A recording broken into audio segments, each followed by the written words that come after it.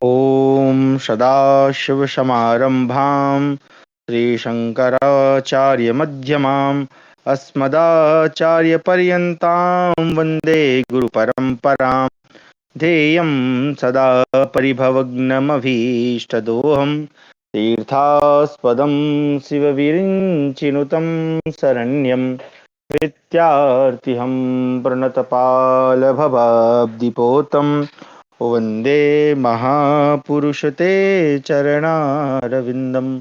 सच्चिदानन्दरूपाय विश्वोत्पत्त्यादिहेतवे तापत्रय विनाशाय श्रीकृष्णाय वयं नुमः। आप सभी का जो स्वागत है आज की हमारी शास्त्र अध्ययन की कक्षा में, जहां हम अध्ययन कर रहे हैं महाभारत का।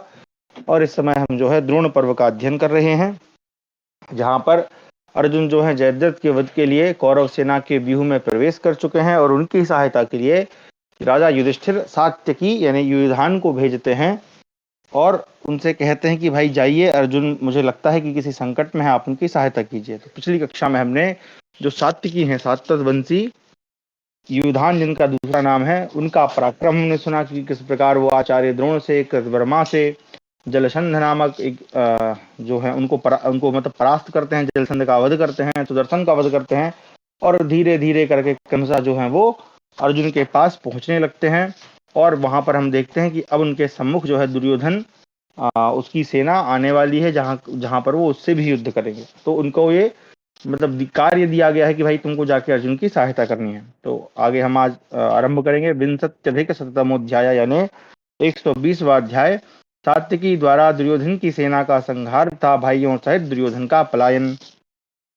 संजयोवाच जित्वा यवनकाम्बोजान् युधानस्ततोऽर्जुनं जगाम तव सैन्यस्य मध्येन रथिनां वरः चारुदंष्टो नरव्याघ्रो वृत्रकवचध्वजः मृगं व्याघ्रिवांश्जिघ्नस्तव सैन्यम् अभीशयत् सारथेन चरन्मार्गान् धनुराभ्रामयदृशं रुक्मपृष्ठं महावेगं रुक्मचन्द्रक संकुलम। संजय कहते हैं, राजन, रथियों में श्रेष्ठ युधान यवनों और काम्बोजों को पराजित करके आपकी सेना के बीच से होते हुए अर्जुन की ओर चले। पुरुष सिंह सात्विकी के दांत बड़े सुंदर थे, उनके कवच और ध्वज भी विचित्र थे। वे मृग की गंध लेते हुए व्याघ्र के समान आपकी सेना को भयभीत कर रहे थे। युधान रथ के द्वारा विभिन्न मार्गों पर विचरते हुए अपने उस महावेगशाली धनुष को जोर जोर से घुमा रहे थे, जिसका पृष्ठभाग सोने से मड़ा था और जो स्वर्णमय चंद्राकार चिन्हों से व्याप्त था। उनके भुजबंद और सरस्त्राण स्वर्ण के बने हुए थे। वे स्वर्णमय कवच से आच्छादित थे। सोने के ध्वज और धनुष से शोभित सूरवीर सात्विकी मेरु पर्वत के शिखर की भांति शोभा पा रहे थे। युद्ध स्थल में मंडलाकार धनुष धारण की अपने तेजस स्वरूप सूर्य रश्मियों से प्रकाशित मानव सूर्य सात्विकी तत्काल में उगे हुए सूर्यदेव के समान दैदीप्यमान हो रहे थे। उनके कंधे और चाल ढाल वृषभ के समान थे, नेत्र भी वृषभ के तुल्य ही बड़े बड़े थे। वे नरश्रेष्ठ सात्विकी आपके सैनिकों के बीच में उसी प्रकार शोभित होते थे जैसे गायों के बीच में सांड की शोभा होती है। मत वाले हाथी के समान पराक्रमी और मदोन्मत्त गजराज के समान मंद गति से चलने वाले सात्विकी जब मजस्त्रावी मातंग के समान कौरव सैनिकों के मध्य में खड़े हुए, उस समय आपके योद्धाओं ने मार डालने की इच्छा से भूखे बाघों के समान उन पर टूट पड़े। वे सात्विकी जब द्रोणाचार्य और कृतवर्मा की दुस्तर सेना को लांघकर जलसंध रूपी सिंधु को पार करके काम्बोजों की सेना का संहार कर कृतवर्मा रूपी ग्राह के चंगुल से छूटकर आपकी सेना के समुद्र से पार हो गए, उस समय अत्यंत क्रोध में भरे हुए आपके रथियों ने उन्हें चारों ओर से घेर लिया। दुर्योधन, चित्रसेन, दुशासन, विविंसति, शकुनी, दुशाह, तरुणवीर, दुर्धर्ष, कृथ तथा अन्य बहुत से दुर्जय सूरवीर अमरस में भरकर अस्त्र शस्त्र लिए वहां आगे बढ़ते हुए सात्विकी के पीछे पीछे दौड़े। माननीय नरेश, पूर्णिमा के दिन वायु के झकोरों से वेग पूर्वक ऊपर उठने वाले महासागर के समान आपकी सेना में बड़े जोर सॉरी, यहाँ गलत लिखा हुआ है, बड़े जोर जोर से गर्जन तर्जन का शब्द होने लगा। उन सबको आक्रमण करते देख श्री प्रवर सात्विकी ने अपने सारथी से हंसते हुए से कहा, सूत, धीरे धीरे चलो।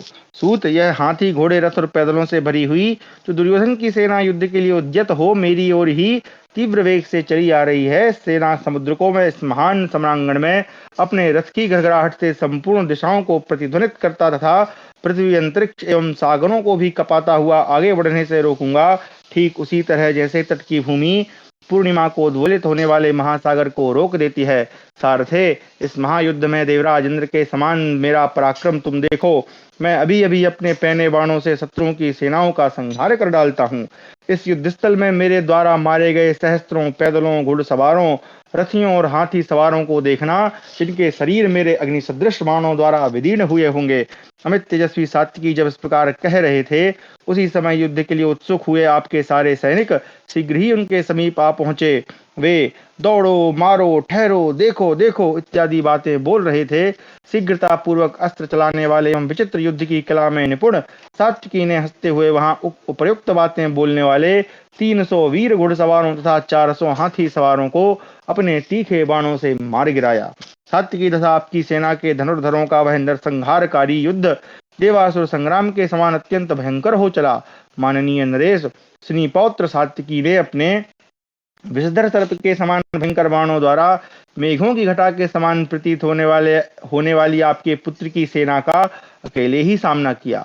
उस रणांगण में पराक्रमी सात्विकी बाणों के समूह से आच्छादित हो गए थे, तो भी उन्होंने मन में तनिक भी घबराहट नहीं आने दी और आपके बहुत से सैनिकों का संहार कर डाला।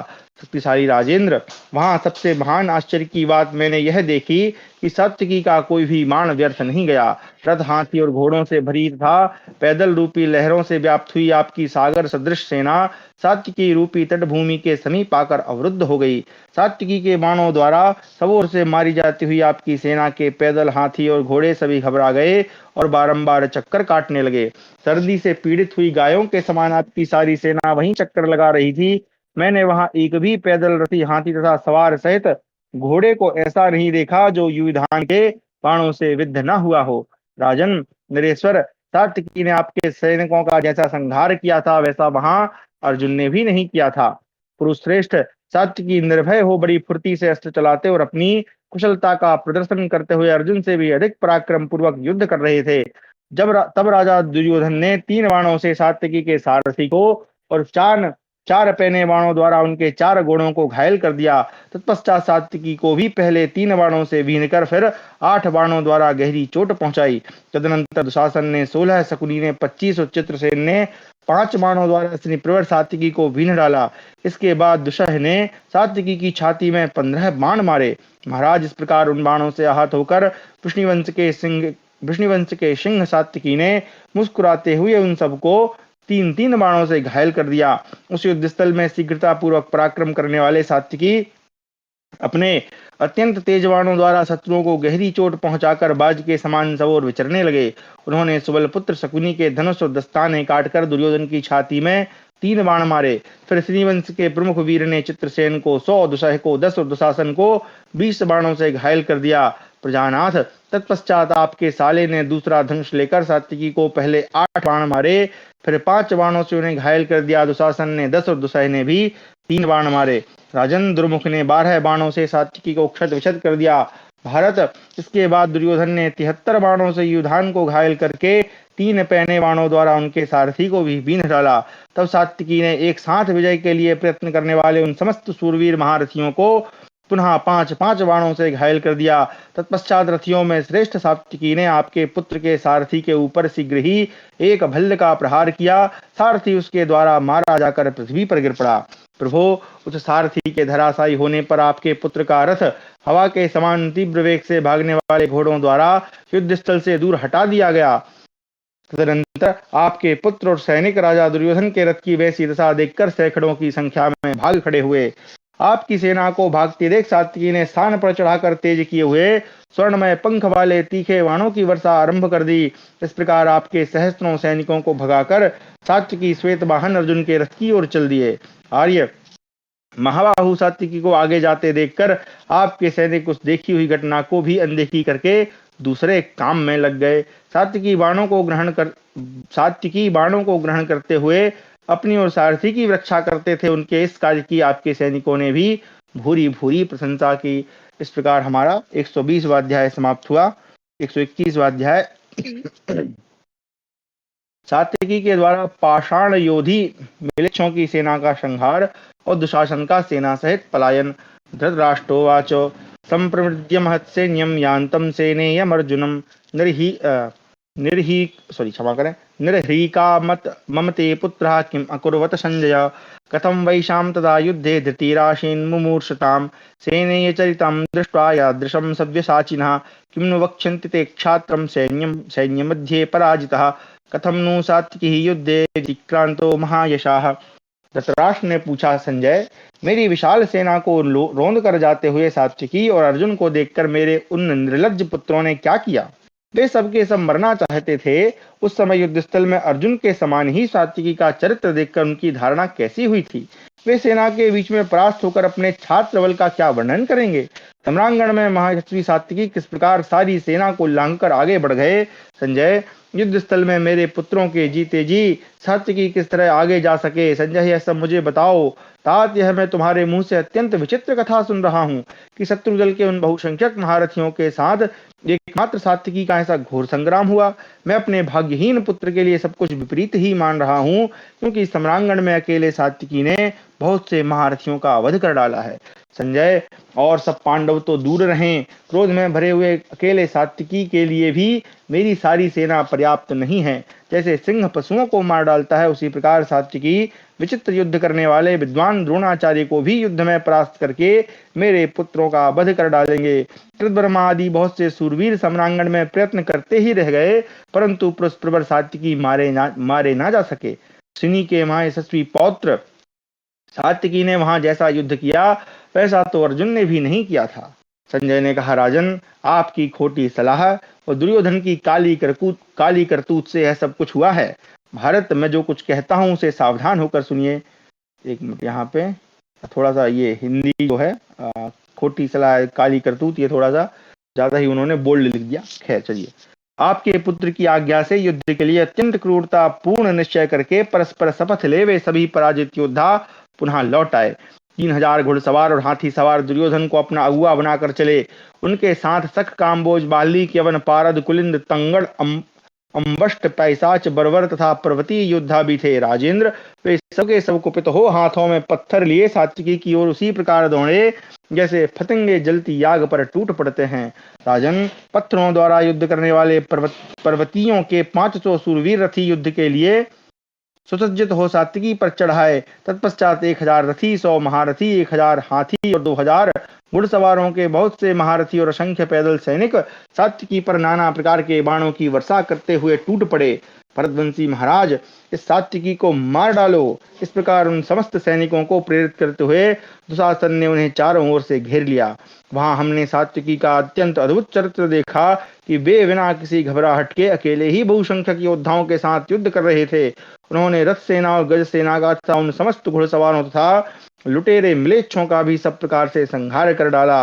वहां चूर चूर हुए चक्कों, टूटे हुए उत्तमोत्तम आयुधों, टूक टूक हुए धुरों, खंडित हुए ईसा दंडों और बंधुरों, मथे गए हाथियों, तोड़कर गिराए गए ध्वजों, छिन्न भिन्न कवचों और विनष्ट हुई सैनिकों की लाशों से वहां की पृथ्वी पट गई थी।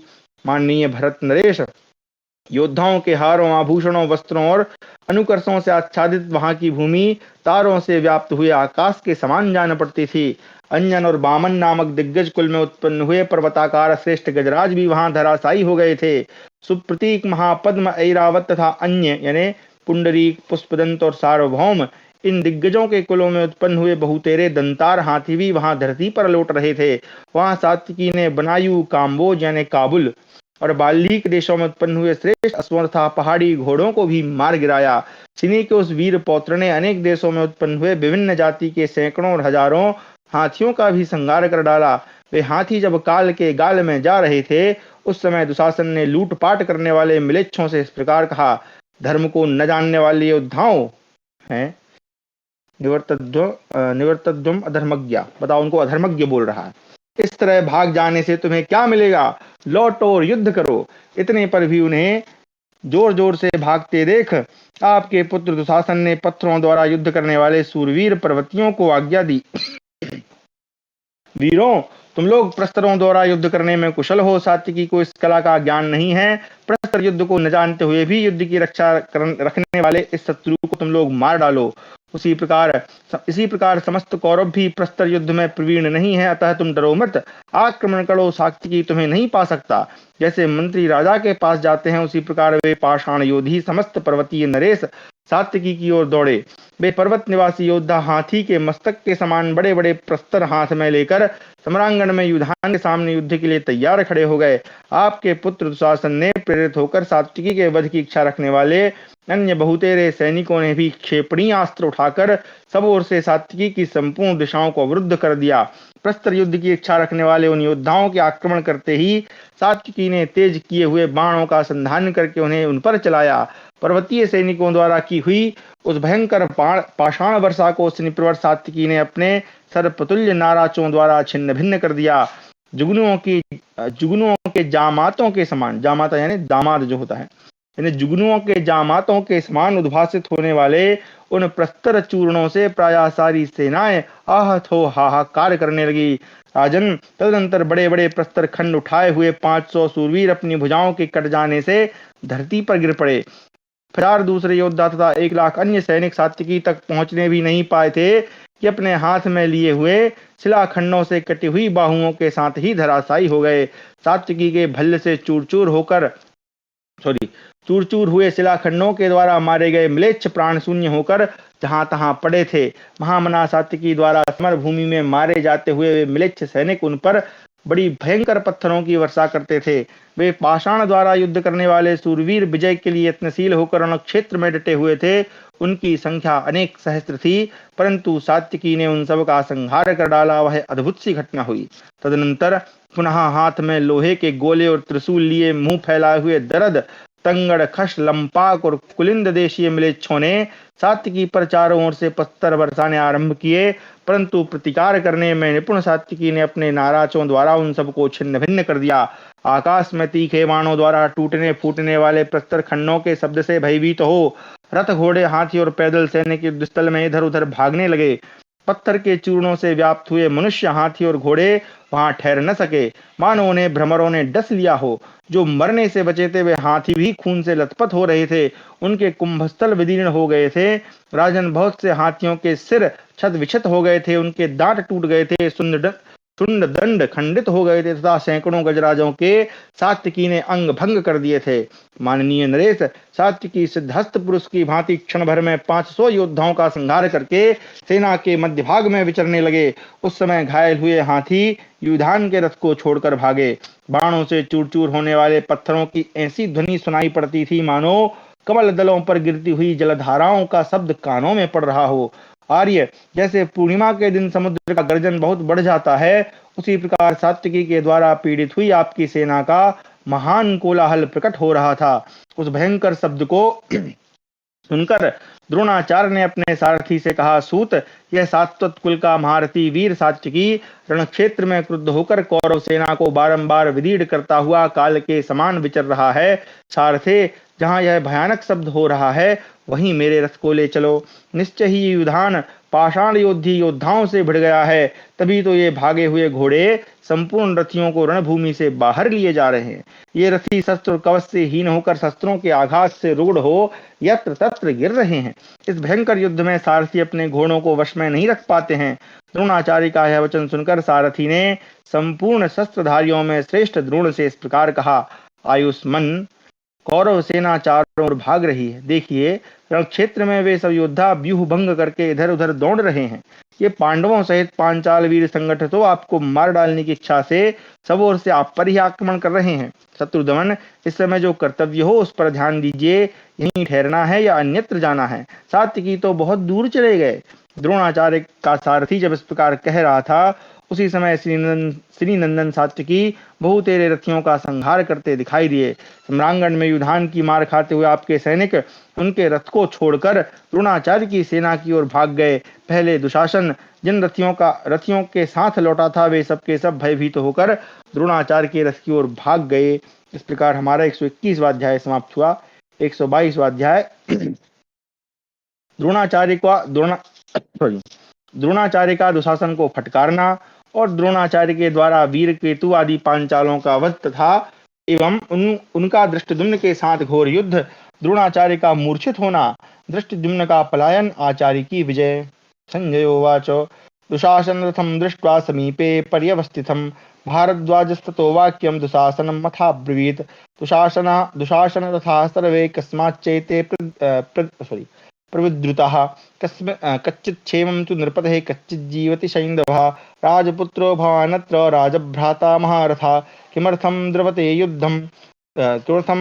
युद्धे यौवराज्यम अवाप्य ही। संजय कहते हैं राजन, दुशासन के रथ को अपने समीप खड़ा हुआ देख द्रोणाचार्य उससे इस प्रकार बोले, दुशासन, ये सारे रथी कहाँ से भागे आ रहे हैं? राजा दुर्योधन सकुशल तो है ना? क्या सिंधुराज जयद्रथ अभी जीवित है? तुम तो राजा के बेटे, राजा के भाई और महारथी वीर हो। युवराज का पद प्राप्त करके तुम इस युद्ध स्थल में किस लिए भागे फिरते हो? दुशासन, तुमने द्रौपदी से कहा था, अरे तू जुए में जीती हुई दासी है, अतः हमारी इच्छा के अनुसार आचरण करने वाली हो जा। तेरे बड़े भाई राजा दुर्योधन की वस्त्रवाहिका बन जा। अब तेरे संपूर्ण पति थोथे तिलों के समान नहीं के बराबर हो गए हैं। पहले ऐसी बातें कहकर अब तुम युद्ध से क्यों भाग रहे हो? पांचालों और पांडवों के साथ स्वयं ही बड़ा भारी बैर ठानकर युद्ध स्थल में अकेले सात्विकी का सामना करके कैसे भयभीत हो उठे हो? क्या पहले तुम जुए में पासे उठाते समय नहीं जानते थे कि एक दिन ये भयंकर विषधर सर्पों के समान विनाशकारी बाण बन जाएंगे? पूर्व काल में विशेषतः पांडुपुत्र युधिष्ठिर को जो अप्रिय वचन सुनाए गए और द्रौपदी देवी को जो कष्ट पहुंचाया गया, इन सब की जड़ तुम ही रहे हो।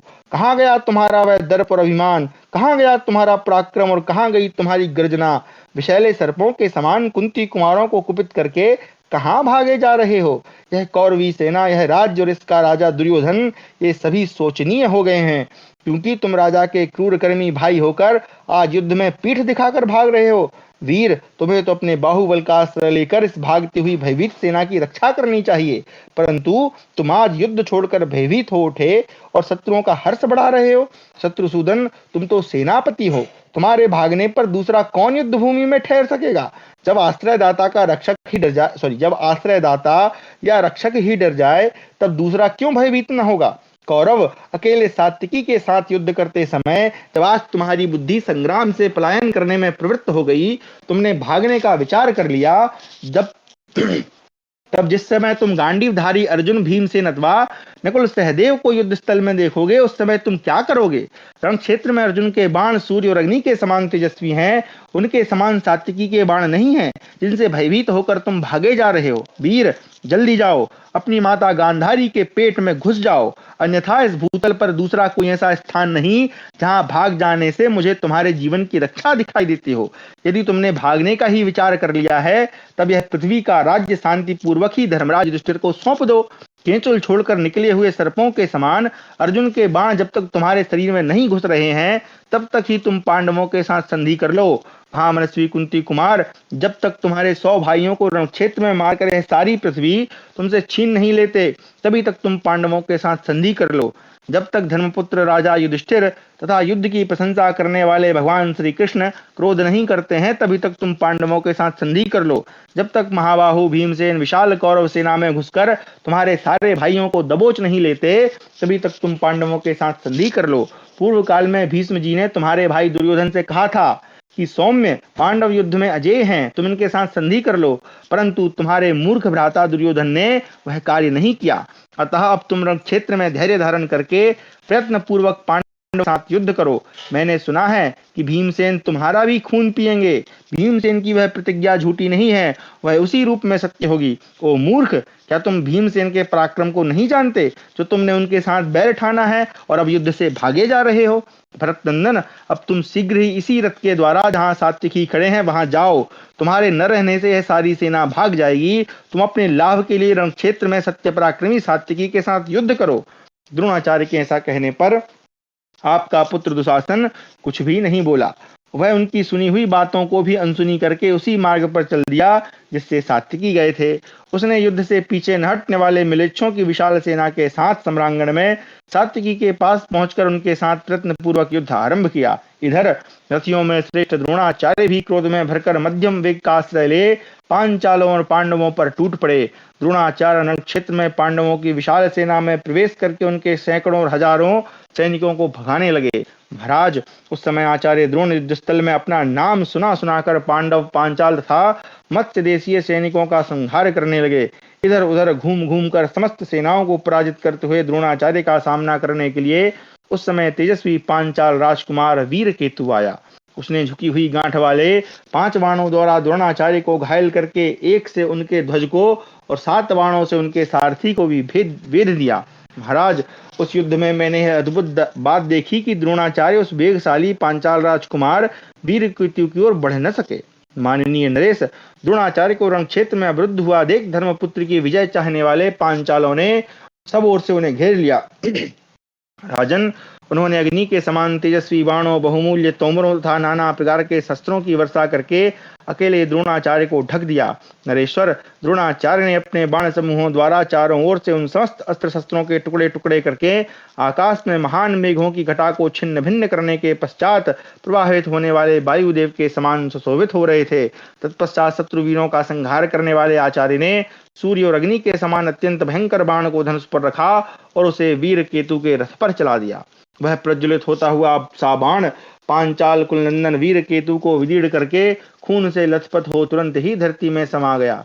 फिर तो पांचाल कुल को आनंदित करने वाला वह राजकुमार वायु से टूटकर पर्वत के शिखर से नीचे गिरने वाले चंपा के विशाल वृक्ष के समान तुरंत नीचे रथ से नीचे गिर पड़ा। उस महान धनुर्धर महाबली राजकुमार के मारे जाने पर पांचाल सैनिकों ने शीघ्र ही आकर द्रोणाचार्य को चारों ओर से घेर लिया। भारत, चित्रकेतु, सुधन्वा, चित्रवर्मा और चित्ररथ, ये चारों भाई अपने भाई की मृत्यु से दुखित हो युद्ध की इच्छा रखकर एक साथ ही द्रोण पर टूट पड़े और जिस प्रकार वर्षा काल में मेघ पानी बरसाते हैं उसी प्रकार वे बाणों की वर्षा करने लगे। उधर उन महारथी राजकुमारों द्वारा बारंबार घायल किए जाने पर द्विश्रेष्ठ द्रोण ने उनके विनाश के लिए महान क्रोध प्रकट किया। तब द्रोणाचार्य ने उनके ऊपर बाणों का जाल सा बिछा दिया। नृपश्रेष्ठ, द्रोणाचार्य के कान तक खींचकर छोड़े गए उन बाणों द्वारा घायल होकर वे राजकुमार यह भी जान न सके कि हमें क्या करना चाहिए। भरतनंदन, रण क्षेत्र में कुपित हुए द्रोणाचार्य ने हंसते हुए से अपने बाणों द्वारा उनकी कर्तव्य विमूढ़ राजकुमारों को घोड़े, सारथी तथा रथ से हीन कर दिया। तत्पश्चात दूसरे तेज धार वाले भल्लों से महर्षि द्रोण ने उन राजकुमारों के मस्तक उसी प्रकार काट गिराए मानो वृक्षों से फूल चुन लिए हों।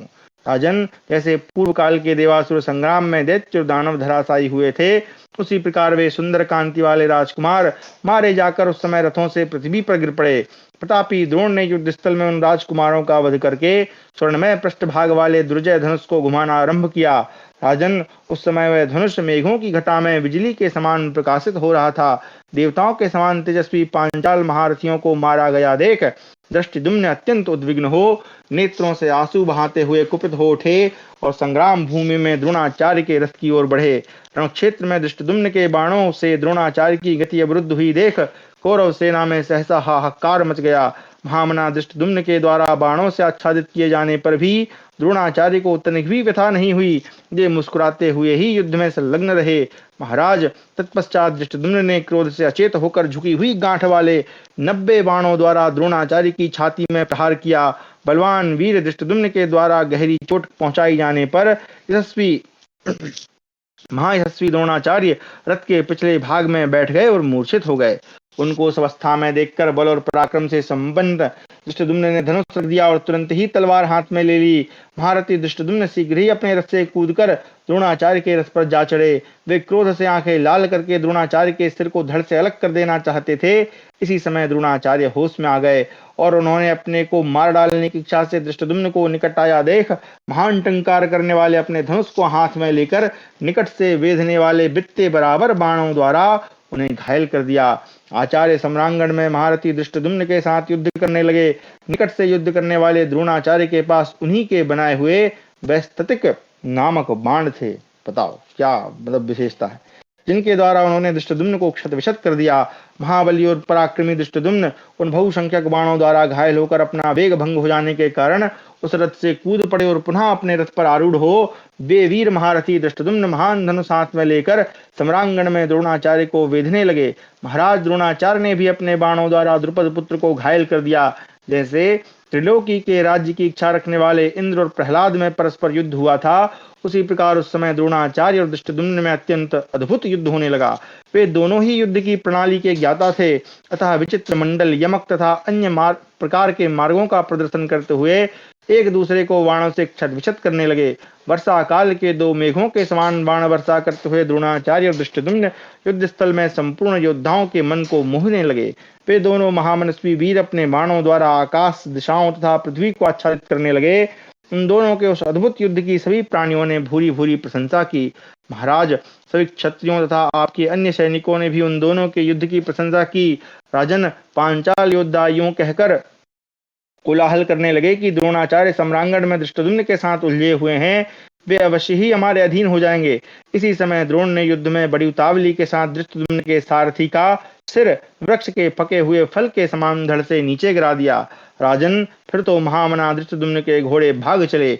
उनके भाग जाने पर पराक्रमी द्रोणाचार्य रणभूमि में सब ओर घूम घूम कर पांचालों और संजयों के साथ युद्ध करने लगे। इस प्रकार शत्रुओं का दमन करने वाले प्रतापी द्रोणाचार्य और पांडवों पांचालों को पराजित करके पुनः अपने व्यूह में आकर खड़े हो गए। प्रभो, उस समय पांडव सैनिक युद्ध में उन्हें जीतने का साहस न कर सके। इस प्रकार हमारा 122वां अध्याय समाप्त हुआ। 123वां अध्याय, सात्विकी का घोर युद्ध और दुशासन की पराजय। संजयोवाचो तो दुशासनो राजन् सेनेयं समुपाद्रवत् किरण शतसहस्राणि पर्जन्य विवृष्टिमान् सविद्वा सात्विकीं षष्ट्या तथा षोडशभिः शरैः नाकम्पयत् स्थितं युद्धे मैनाकमिव पर्वतं तं तु दुशासनः शूरः सायिकैरावृणोद्भृशं रथभ्रातेन महता नानादेशोद्भवेन च। संजय कहते हैं, राजन, तदनंतर दुशासन ने वर्षा करने वाले मेघ के समान लाखों बाण बिखेरते हुए वहां सिनीपौत्र सात्विकी पर धावा कर दिया। वह पहले 60 फिर 16 बाणों से बीन कर भी युद्ध में मैनाक पर्वत की भांति विचल भाव से खड़े हुए सात्विकी को कंपित न कर सका। सूरवीर दुशासन ने नाना देशों से प्राप्त हुए विशाल रथ समूह के द्वारा बाणों की वर्षा से भी सात्विकी को अत्यंत आवृत्त कर लिया। भरतश्रेष्ठ, उसने मेघ के समान अपनी गंभीर गर्जना से दसों दिशाओं को निनादित करते हुए चारों ओर से बहुत से बाणों की वर्षा की। कुरुवंशी दुशासन को रणक्षेत्र में आक्रमण करते देख महाबाहु सात्विकी ने उस पर धावा करके अपने बाणों द्वारा उसे आच्छादित कर दिया। वे दुशासन आदि योद्धा सात्विकी के बाण समूह से आच्छादित होने पर समर भूमि में भयभीत होते हुए आपकी सारी सेना के देखते देखते भागने लगे। राजेंद्र, उनके भागने पर भी आपका पुत्र दुशासन वही निर्भय खड़ा रहा। अब भी डांट खा के आया, इसलिए उसने सात्विकी को अपने बाणों से पीड़ित कर दिया। उसने 4 बाणों से उसके घोड़ों को, 3 से सारथी को और 100 बाणों से स्वयं सात्विकी को युद्ध भूमि में घायल करके बड़े जोर से गर्जना की। महाराज, तब मधुवंशी सात्विकी ने सम्रांगण में कुपित होकर दुशासन के रथ, सारथी और ध्वज को अपने बाणों द्वारा अदृश्य कर दिया। इतना ही नहीं, उन्होंने सूरवीर दुशासन को अपने बाणों से अत्यंत आच्छादित कर दिया। जैसे मकड़ी अपने जाले से किसी जीव को लपेट देती है, उसी प्रकार संकित भाव से पास आए हुए दुशासन को शत्रु विजयी सात्विकी ने बड़ी उतावली के साथ अपने बाणों द्वारा आवृत्त कर दिया। इस प्रकार दुशासन को सैकड़ों बाणों से ढका हुआ देख राजा दुर्योधन ने त्रिगर्तों को युधान के रथ पर आक्रमण करने की आज्ञा दी। वे त्रिगर्तों के 3000 रथी जो युद्ध में कुशल थे, कठोर कर्म करने वाले युधान के समीप गए। उन्होंने युद्ध के लिए दृढ़ निश्चय करके परस्पर शपथ ग्रहण करने के अनंतर विशाल रथ सेना के द्वारा उन्हें घेर लिया। तब सात्विकी ने युद्ध में बाण वर्षा करते हुए आक्रमण करने वाले 500 प्रमुख योद्धाओं को सेना के मुहाने पर मार गिराया। जैसे आंधी के वेग से टूटे हुए वृक्ष पर्वत से नीचे गिरते हैं, उसी प्रकार श्री श्रेष्ठ सात्विकी के बाणों से मारे गए वे त्रिगर्त योद्धा तुरंत ही धराशायी हो गए। महाराज, उस समय गिरे हुए गजराजों, अनेक टुकड़ों में कटी हुई ध्वजाओं तथा धरती पर पड़े हुए सोने की कलंगियों से शोभित घोड़ों से जो सात्विकी के बाणों से क्षतविक्षत होकर खून से लथपथ हो रहे थे, आच्छादित हुई यह पृथ्वी वैसी ही शोभा पा रही थी मानो वह लाल फूलों से भरे हुए पलाश वृक्षों के द्वारा ढक दी गई हो। जैसे कीचड़ में फंसे हुए हाथियों को कोई रक्षक नहीं मिलता, उसी प्रकार सम्रांगण में युधान की मार खाते हुए आपके सैनिक कोई रक्षक न पा सके। जैसे बड़े बड़े सर्प गरुड़ के भय से बिलों में घुस जाते हैं, उसी प्रकार आपके वे सभी पराजित सैनिक द्रोणाचार्य के रथ के पास इकट्ठे हो गए। विषधर सर्प के समान भयंकर बाणों द्वारा 500 योद्धाओं का संहार करके वीर सात्विकी धीरे धीरे धनंजय के रथ की ओर बढ़ने लगे। उस समय आपके पुत्र दुशासन ने वहां से जाते हुए नरश्रेष्ठ सात्विकी को झुकी हुई गांठ वाले 9 बाणों द्वारा शीघ्र ही बीन डाला। तब महाधनुर्धर सात्विकी ने भी सोने के पंख तथा गिद्ध की पांख वाले पांच तीखे और सीधे जाने वाले बाणों द्वारा दुशासन को वेध कर बदला चुकाया। भरतवंशी महाराज इसके बाद दुशासन ने हंसते हुए से ही वहां 3 बाणों द्वारा सात्विकी को घायल करके पुनः 5 बाणों से बींध डाला। तब सिनी पौत्र सात्विकी 5 बाणों से आपके पुत्र को रण क्षेत्र में घायल करके उसका धनुष काटकर मुस्कुराते हुए वहां से अर्जुन की ओर चल दिए। तदनंतर दुशासन ने वहां से जाते हुए विष्णुवीर सात्विकी पर कुपित होने मार डालने की इच्छा से संपूर्णता लोहे की बनी हुई शक्ति चलाई।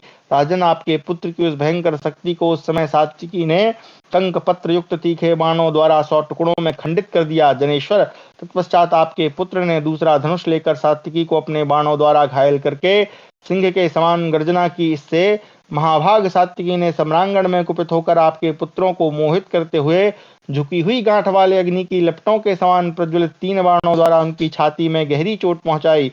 फिर लोहे के बने हुए तीखी धार वाले 8 बाणों से उन्हें घायल कर दिया। तब दुशासन ने भी 20 बाण मारकर सात्विकी को क्षत विक्षत कर दिया। महाराज, इधर महाभाग सात्विकी ने भी झुकी हुई गांठ वाले 3 बाणों द्वारा दुशासन की छाती में चोट पहुंचाई। इसके बाद महारथी युधान ने अत्यंत कुपित हो पहने बाणों से उसके चारों घोड़ों को मार डाला। फिर झुकी हुई गांठ वाले बाणों से सारथी को भी यमलोक पहुंचा दिया। तदनंतर महान अस्त्रवेता सात्विकी ने एक भल्ल से दुशासन का धनुष, 5 से उसके दस्ताने तथा 2 भल्लों से उसकी ध्वजा एवं रथशक्ति के भी टुकड़े टुकड़े कर दिए। इतना ही नहीं, उन्होंने तीखे बाणों द्वारा उसके दोनों पार्श्व रक्षकों को भी मार डाला। धनुष के कट जाने पर रथ, घोड़े और सारथी से हीन हुए दुशासन को त्रिगर्त सेनापति ने अपने रथ पर बिठाकर वहां से दूर हटा दिया। भारत, उस समय महाबाहु सात्विकी ने लगभग 2 घड़ी तक दुशासन का पीछा किया, परंतु भीमसेन की बात याद आ जाने से उसका वध नहीं किया। हाँ, नहीं तो ये निपटा ही देते। भरत नंदन, भीमसेन ने सभा में सबके सामने ही युद्ध स्थल में आपके पुत्रों का वध करने की प्रतिज्ञा की थी। राजन, इस प्रकार सम्रांगण में दुशासन पर विजय पाकर सात्विकी तत्काल ही उसी मार्ग पर चल दिए जिससे अर्जुन गए थे। इस प्रकार हमारा 123वां अध्याय समाप्त हुआ। 124वां अध्याय, कौरव पांडव सेना का घोर युद्ध तथा पांडवों के साथ दुर्योधन का संग्राम। हे भगवान, वो जयद्रथ कब मरेगा, अभी तक नहीं आया बेचारा।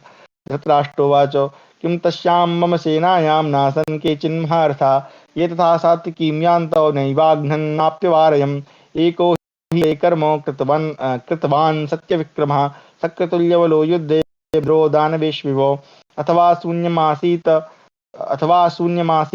तत् येन यातः सात्विकी हतभूयिष्ठमथवा येन यातः सात्विकी।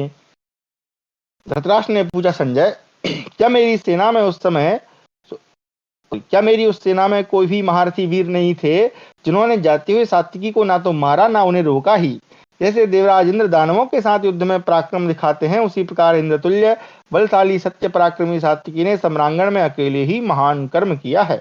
अथवा जिस मार्ग से सात्विकी आगे बढ़े थे वह वीरों से शून्य तो नहीं हो गया था, या वहां के अधिकांश सैनिक मारे तो नहीं गए थे? संजय, तुम रण क्षेत्र में विष्णुवंशी वीर सात्विकी के द्वारा किए गए जिस कर्म की प्रशंसा कर रहे हो वह कर्म देवराज इंद्र भी नहीं कर सकते। वृष्टि एवं अंधक वंश के प्रमुख वीर महामना सात्विकी का वह कर्म अचिंत्य यानी संभावना से परे है, उस पर सहसा विश्वास नहीं किया जा सकता। उसे सुनकर मेरा मन व्यथित हो उठा है। संजय, जैसा कि तुम बता रहे हो, यदि एक ही सत्य पराक्रमी सात्विकी ने मेरी बहुत सी सेनाओं को धूल में मिला दिया है, तब तो मुझे यह मान लेना चाहिए कि अब मेरे पुत्र जीवित नहीं है। संजय, जब बहुत से महामनस्वी वीर युद्ध कर रहे थे, उस समय अकेले सात्विकी ने उन्हें पराजित करके कैसे आगे बढ़ गए, यह सब मुझे बताओ। संजय ने कहा, राजन, रथ, हाथी, घोड़े और पैदलों से भरा हुआ आपका सेना संबंधी उद्योग महान था। आपके सैनिकों का समाहार प्रलय काल के समान भयंकर जान पड़ता था। मानद, जब आपकी सेना के भिन्न भिन्न समूह सब ओर से बुलाए गए, उस समय जो महान समुदाय एकत्र हुआ था, उसके समान इस संसार में दूसरा कोई समूह नहीं था, ऐसा मेरा विश्वास है। वहां आए हुए देवता तथा चारण ऐसा कहते थे कि इस भूतल पे सारे समूहों की अंतिम सीमा यही होगी। प्रजानाथ, जयद्रथ के वध के समय द्रोणाचार्य ने जैसा व्यूह बनाया था वैसा दूसरा कोई भी व्यूह नहीं बन सका था। प्रचंड वायु के थपेड़े खाकर उद्वेलित हुए समुद्रों के जल से जैसा भैरव गर्जन सुनाई देता है, उस रण क्षेत्र में एक दूसरे पर धावा करने वाले सैन्य समूहों का कोलाहल भी वैसा ही भयंकर था। नरश्रेष्ठ, आपकी और पांडवों की सेनाओं में सबोर से एकत्र हुए भूमिपालों के सैकड़ों और हजारों दल थे। वे सभी प्रमुख वीर रोषावेश से परिपूर्ण हो समर भूमि में सुदृढ़ पराक्रम कर दिखाने वाले थे। वहां उन सब का महान एवं तुमुल कोलाहल रोंगटे खड़े कर देने वाला था। एक दूसरे के प्रति गर्जना करने वाले पांडवों और साथ कौरवों के सिंहनाद और किलकिलाहट के शब्द वहां सहस्त्रों बार प्रकट होते थे। भरत नंदन, वहां नगाड़ों की भयानक गड़गड़ाहट, बाणों की सनसनाहट तथा परस्पर प्रहार करने वाले मनुष्यों की गर्जना के शब्द बड़े जोर से सुनाई दे रहे थे। माननीय नरेश, तदनंतर भीमसेन, धृष्टद्युम्न, नकुल, सहदेव तथा पांडुपुत्र धर्मराज युधिष्ठिर ने अपने सैनिकों से पुकार कर कहा, वीरो आओ, शत्रुओं पर प्रहार करो, बड़े वेग से इन पर टूट पड़ो, क्योंकि वीर सात्यकी और अर्जुन शत्रुओं की सेना में घुस गए हैं। ये दोनों जयद्रथ का वध करने के लिए जैसे सुखपूर्वक आगे जा सके उसी प्रकार शीघ्रता पूर्वक प्रयत्न करो। इस तरह उन्होंने सारी सेनाओं को आदेश दिया। इसके बाद उन्होंने फिर कहा, सात्यकी और अर्जुन के न होने पर ये कौरव तो कृतार्थ हो जाएंगे और हम पराजित होंगे। अतः तुम सब लोग एक साथ मिलकर महान वेग का आश्रय ले तुरंत ही समुद्र में हलचल मचा दो, ठीक वैसे ही जैसे प्रचंड वायु महासागर को विक्षुब्ध कर देती है। राजन, भीमसेन तथा धृष्टद्युम्न के इस प्रकार प्रेरित हुए पांडव सैनिकों ने अपने प्यारे प्राणों का मोह छोड़कर युद्ध स्थल में कौरव योद्धाओं का संहार आरंभ कर दिया। वे उत्तम तेज वाले नरेश स्वर्गलोक प्राप्त करना चाहते थे, अतः उन्हें युद्ध में शस्त्रों द्वारा मृत्यु आने की अभिलाषा थी। इसलिए उन्होंने मित्र का कार्य सिद्ध करने के प्रयत्न में अपने प्राणों की परवाह नहीं की। राजन, इसी प्रकार आपके सैनिक भी महान सुयश प्राप्त करना चाहते थे, अतः वे युद्ध विषयक श्रेष्ठ बुद्धि का आश्रय ले वहां युद्ध के लिए ही डटे रहे। जिस समय वह अत्यंत भयंकर घमासान युद्ध चल रहा था, उसी समय सात्यकी आपकी सारी सेनाओं को जीतकर अर्जुन की ओर बढ़ चले।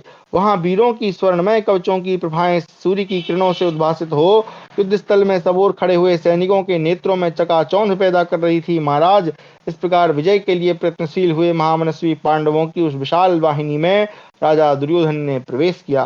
भारत, पांडव सैनिकों तथा दुर्योधन का वह भयंकर संग्राम समस्त प्राणियों के लिए महान संहारकारी सिद्ध हुआ।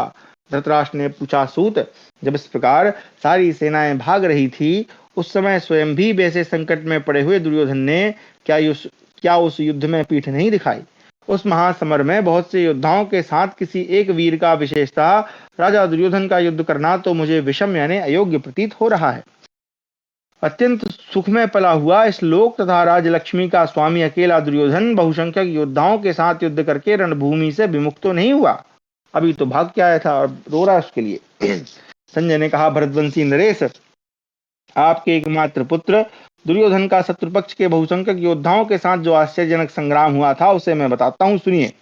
दुर्योधन ने सम्रांगण में पांडव सेना को सब ओर से उसी प्रकार मत डाला जैसे हाथी कमलों से भरे हुए किसी पोखरे को। नरेश्वर, आपके पुत्र द्वारा आपकी सेना को आगे बढ़ने के लिए प्रेरित हुई देख भीमसेन को नायक बनाकर पांचाल योद्धाओं ने दुर्योधन पर आक्रमण किया। तब दुर्योधन ने पांडुपुत्र भीमसेन को 10 बाणों से, वीर नकुल और सहदेव को 3-3 बाणों से तथा धर्मराज युधिष्ठिर को 7 बाणों से घायल कर दिया।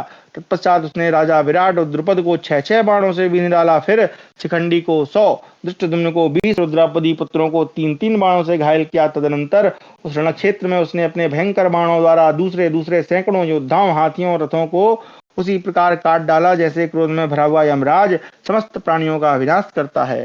दुर्योधन ने अपने धनुष को खींचकर मंडलाकार बना दिया था। वह अपनी शिक्षा और अस्त्र बल से इतनी शीघ्रता के साथ बाणों को धनुष पर रखता चलाता तथा शत्रुओं का वध करता कि कोई उसके इस कार्य को देख नहीं पाता था। शत्रुओं के संहार में लगे हुए दुर्योधन के स्वर्णमय पृष्ठ वाले विशाल धनुष को सब लोग सम्रांगण में सदा मंडलाकार ही हुआ देखते थे। कुरुनंदन, तदनंतर राजा युधिष्ठिर ने 2 भल्ल मारकर युद्ध में विजय के लिए प्रयत्न करने वाले आपके पुत्र के धनुष को काट दिया और उसे विधिपूर्वक चलाए हुए उत्तम 10 बाणों द्वारा गहरी चोट पहुंचाई। वे बाण तुरंत ही उसके कवच में जा लगे और उसे छेद कर धरती में समा गए।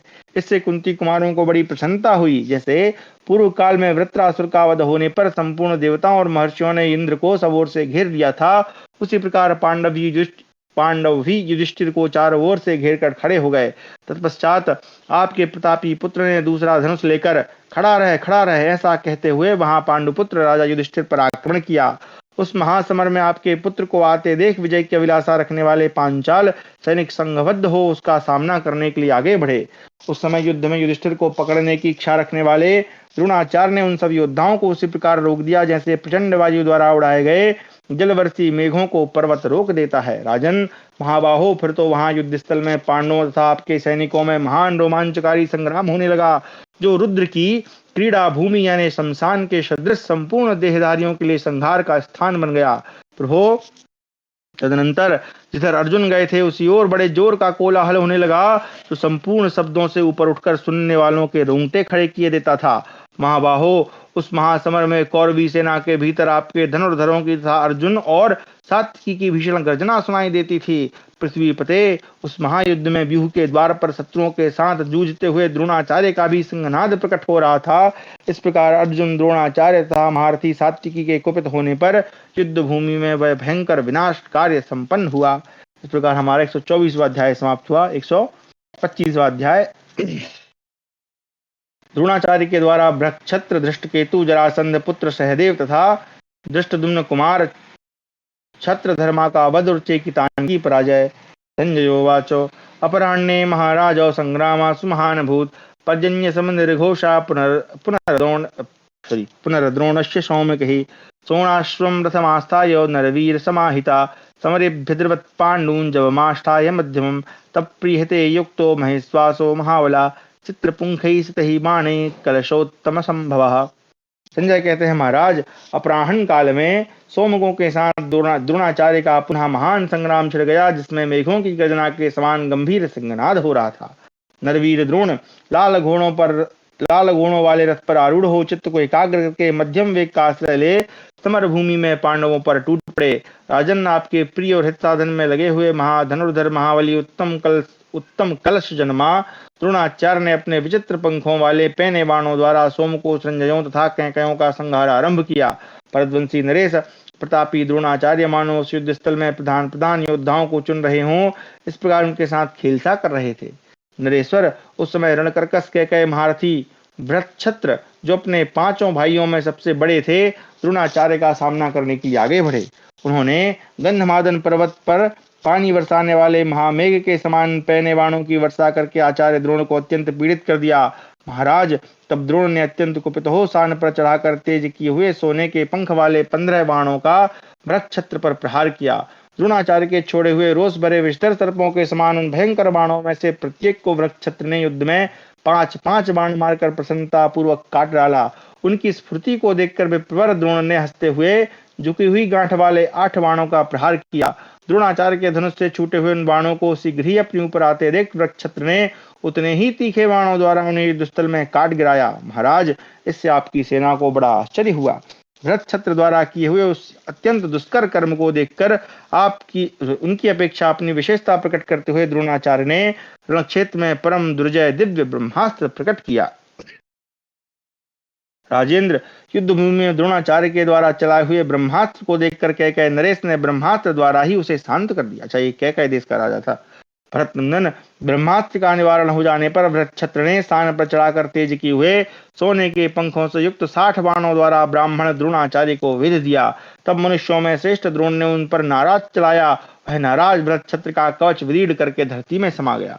जब श्रेष्ठ जैसे काला सर्प वामी में प्रवेश कर जाता है, उसी प्रकार द्रोणाचार्य के धनुष से छूटा हुआ वह बाण युद्ध स्थल में कैकय राजकुमार बृहक्षत्र को विदीर्ण करके पृथ्वी में घुस गया।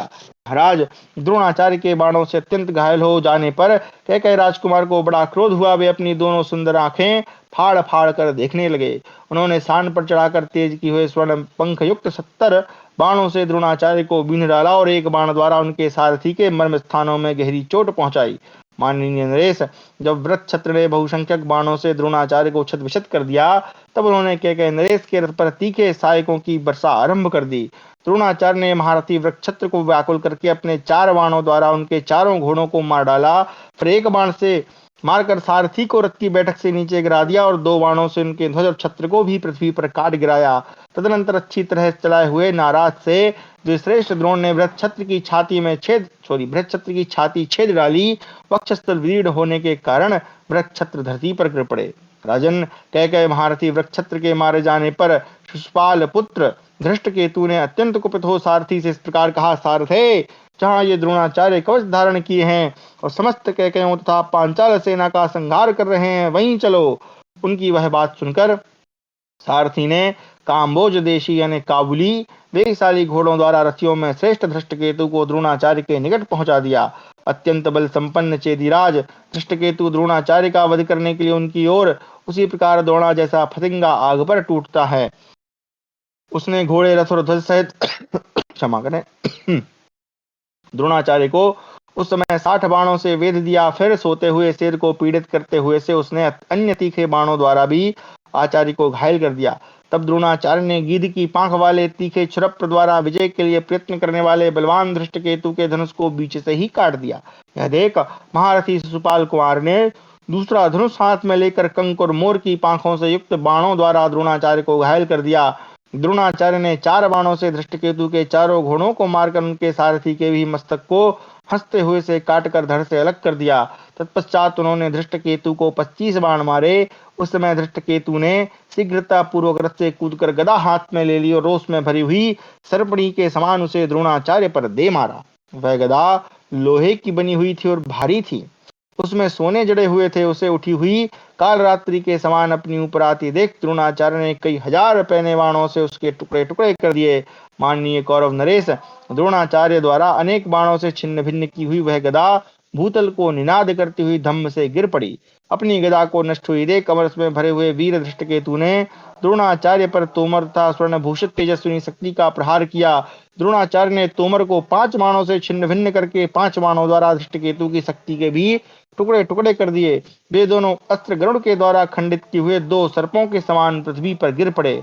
तत्पश्चात अपने वध की इच्छा रखने वाले धृष्टकेतु के वध के लिए तथापि द्रोणाचार्य ने समरभूमि में उसके ऊपर एक बाण का प्रहार किया। जैसे हंस कमल वन में प्रवेश करता है, उसी प्रकार वह बाण अमित तेजस्वी धृष्टकेतु के कवच और वक्षस्थल को विदीर्ण करके धरती में समा गया। जैसे भूखा हुआ नीलकंठ छोटे फतिंगे को खा जाता है। एक सेकंड, नीलकंठ शब्द तो यहाँ नहीं है। पतंगमी ग्रेस चासो यथा क्षुद्रम बुभुक्षितः तथा द्रोणोग्रसरोच्चूरो धृष्टकेतु माग चासौ, पता नहीं। खैर, उसी प्रकार सूरवीर द्रोणाचार्य ने उस महासमर में धृष्टकेतु को अपने बाणों का ग्रास बना लिया। चेदिराज के मारे जाने पर उत्तम अस्त्रों का ज्ञाता उसका पुत्र अमरस के वशीभूत हो पिता के स्थान पर आकर डट गया, परंतु हंसते हुए द्रोणाचार्य ने उसे भी अपने बाणों द्वारा उसी प्रकार यमलोक पहुंचा दिया जैसे बलवान महाव्याघ्र विशाल वन में किसी हिरण के बच्चे को दबोच लेता है। भरत नंदन, उन पांडव योद्धाओं के इस प्रकार नष्ट हो जाने पर जरासंध के वीर पुत्र सहदेव ने तुरंत ही द्रोणाचार्य पर धावा किया। जैसे बादल आकाश में सूर्य को ढक लेता है, उसी प्रकार महाबाहु सहदेव ने युद्ध स्थल में अपने बाणों की धाराओं से द्रोणाचार्य को तुरंत ही अदृश्य कर दिया। उसकी वह फुर्ती देखकर क्षत्रियों का संहार करने वाले द्रोणाचार्य ने शीघ्र ही उस पर सैकड़ों और सहस्त्रों बाणों की वर्षा आरंभ कर दी। इस प्रकार रण क्षेत्र में द्रोणाचार्य ने अब संपूर्ण धनुर्धरों के देखते देखते रथ पर बैठे हुए रथियों में श्रेष्ठ जरासंध कुमार को अपने बाणों द्वारा आच्छादित करके उसे शीघ्र ही काल के गाल में डाल दिया। जैसे काल आने पर यमराज समस्त प्राणियों को ग्रस लेता है, उसी प्रकार काल के समान द्रोणाचार्य ने जो जो वीर उनके सामने पहुंचा उसे मौत के हवाले कर दिया। महाराज, तदनंतर द्रोणाचार्य ने युद्धस्थल में अपना नाम सुनाकर अनेक सहस्त्र बाणों द्वारा पांडव सैनिकों को ढक दिया। द्रोणाचार्य के चलाए हुए वे बाण शान पर चढ़ाकर तेज किए गए थे, उन पर आचार्य के नाम खुदे हुए थे। उन्होंने समर भूमि में सैकड़ों मनुष्यों, हाथियों और घोड़ों का संहार कर डाला। जैसे सर्दी से पीड़ित हुई गायें थरथर कांपती हैं, जैसे देवराज इंद्र की मार खाकर बड़े बड़े असुर कांपने लगते हैं, उसी प्रकार द्रोणाचार्य के बाणों से विद्ध होकर पांचाल सैनिक कांप उठे। श्रेष्ठ प्रतो द्रोणाचार्य के द्वारा मारी जाती हुई पांडवों की सेनाओं में घोर आर्तनाद होने लगा। भरत नंदन, उस समय ऊपर से तो सूर्य तपा रहे थे तो रणभूमि में द्रोणाचार्य के सहायकों की मार पड़ रही थी। उस अवस्था में पांचाल वीर मन ही मन अत्यंत भयभीत एवं व्याकुल हो उठे। उस युद्ध स्थल में भरद्वाज नंदन द्रोणाचार्य के बाण समूहों से आहत हो पांचाल महारथी मूर्छित हो रहे थे, उनकी जांघें अकड़ गई थीं। महाराज, उस समय चेदी, संजय, काशी, कौशल प्रदेशों के सैनिक हर्ष और उत्साह में भरकर युद्ध की अभिलाषा से द्रोणाचार्य पर टूट पड़े। द्रोणाचार्य को मार डालो, मार डालो, परस्पर ऐसा कहते हुए चेदी, पांचाल और संजय वीरों ने द्रोणाचार्य पर धावा किया। वे पुरुष सिंह वीर सम्रांगण में महातेजस्वी आचार्य द्रोण को यमराज के घर भेज देने की इच्छा से अपनी सारी शक्ति लगाकर प्रयत्न करने लगे। इस प्रकार प्रयत्न में लगे हुए उन वीरों को, विशेषतः चेदी देश के प्रमुख योद्धाओं को द्रोणाचार्य ने अपने बाणों द्वारा यमलोक भेज दिया। चेदी देश के प्रधान वीर जब इस प्रकार नष्ट होने लगे तब द्रोणाचार्य के बाणों से पीड़ित हुए पांचाल योद्धा थर थर कांपने लगे। माननीय भरत नंदन, वे द्रोण के वैसा पराक्रम को देखकर भीमसेन तथा धृष्टद्युम्न को पुकारने लगे और परस्पर कहने लगे, इस ब्राह्मण ने निश्चय ही कोई बड़ी भारी दुष्कर तपस्या की है, तभी तो यह युद्ध में अत्यंत क्रुद्ध होकर श्रेष्ठ क्षत्रियों को दग्ध कर रहा है। युद्ध करना तो क्षत्रिय का धर्म है, तप करना ही ब्राह्मण का उत्तम धर्म है। यह तपस्वी और अस्त्र विद्या का विद्वान ब्राह्मण अपने दृष्टिपात मात्र से दग्ध कर सकता है। भारत, उस युद्ध में बहुत से क्षत्रिय श्रोमणी और वीर अस्त्र रूपी दाहक स्पर्श वाले द्रोणाचार्य रूपी भयंकर एवं दुस्तर अग्नि में प्रविष्ट होकर भस्म हो गए। पांचाल सैनिक कहने लगे, महातेजस्वी द्रोण अपने बल, उत्साह और धैर्य के अनुसार समस्त प्राणियों को मोहित करते हुए हमारी सेनाओं का संहार कर रहे हैं। उनकी यह बात सुनकर छत्रधर्मा युद्ध के लिए द्रोणाचार्य के सामने आकर खड़ा हो गया। उस महाबली वीर ने अर्धचंद्राकार बाण मारकर क्रोध से उद्विग्न मन वाले द्रोणाचार्य के धनुष और बाण को काट दिया। इससे क्षत्रियों का वर्धन करने वाले द्रोणाचार्य अत्यंत कुपित हो उठे और अत्यंत वेगशाली था प्रकाशमान दूसरा धनुष हाथ में लेकर उन्होंने एक तीखा बाण अपने धनुष पर रखा जो शत्रु सेना का विनाश करने वाला था। बलवान आचार्य ने कान तक धनुष को खींचकर उस बाण को छोड़ दिया। वह बाण छत्रधर्मा का वध करके धरती में समा गया। छत्रधर्मा का हृदय विदीर्ण हो जाने के कारण वह रथ से पृथ्वी पर गिर पड़ा। इस प्रकार धृष्टद्युम्न कुमार के मारे जाने पर सारी सेनाएं भय से कांपने लगी। तदनंतर महाबली चेकितान ने द्रोणाचार्य पर चढ़ाई की। उन्होंने 10 बाणों से द्रोण को घायल करके उनकी छाती में गहरी चोट पहुंचाई। साथ ही 4 बाणों से उनके सारथी को और 4 ही बाणों से उनके चारों घोड़ों को भी बींध डाला। तब आचार्य ने उनकी दोनों भुजाओं और छाती में कुल 3 बाण मारे। फिर 7 सहायकों द्वारा उसकी ध्वजा के टुकड़े टुकड़े करके 3 बाणों से सारथी का वध कर दिया। चेकितान के सारथी के मारे जाने पर वे घोड़े उसका रथ लेकर भाग चले। आर्य, द्रोणाचार्य ने सम्रांगण में उसके शरीरों को बाणों से भर दिया। इसके घोड़े और सारथी मार दिए गए थे। चेकितान के उस रथ को देखकर था रण क्षेत्र में एकत्र हुए चेदी, पांचाल तथा संजय वीरों पर दृष्टिपात करके द्रोणाचार्य ने उन सबको चारों ओर भगा दिया। आर्य, उस समय उनकी बड़ी शोभा हो रही थी। जिनके कान तक के बाल पक गए थे, शरीर की कांति श्याम थी तथा जो 85 या 400, यहाँ पे 400 लिखा है, एक सेकंड, मतलब ब्रैकेट में लिखा है आकर्ण पलिता श्यामो वयाशीति 82 पंचका, 80 पंचक यानी 85 वर्षों की अवस्था वाले बूढ़े थे। वे द्रोणाचार्य रण क्षेत्र में 16 वर्ष के नवजवान की भांति विचर रहे थे। महाराज, रणभूमि में निर्भय से विचरते हुए शत्रुसूदन द्रोण को शत्रुओं ने वज्रधारी इंद्र समझा।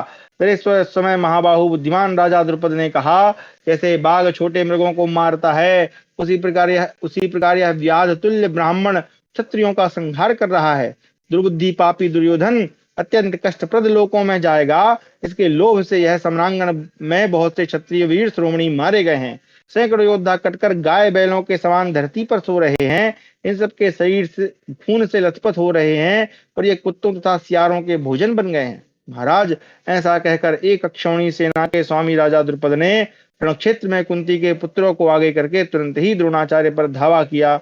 इस प्रकार हमारा 125वां अध्याय समाप्त हुआ। कक्षा को यहीं विराम देते हैं, समय हो गया होगा। जी हाँ।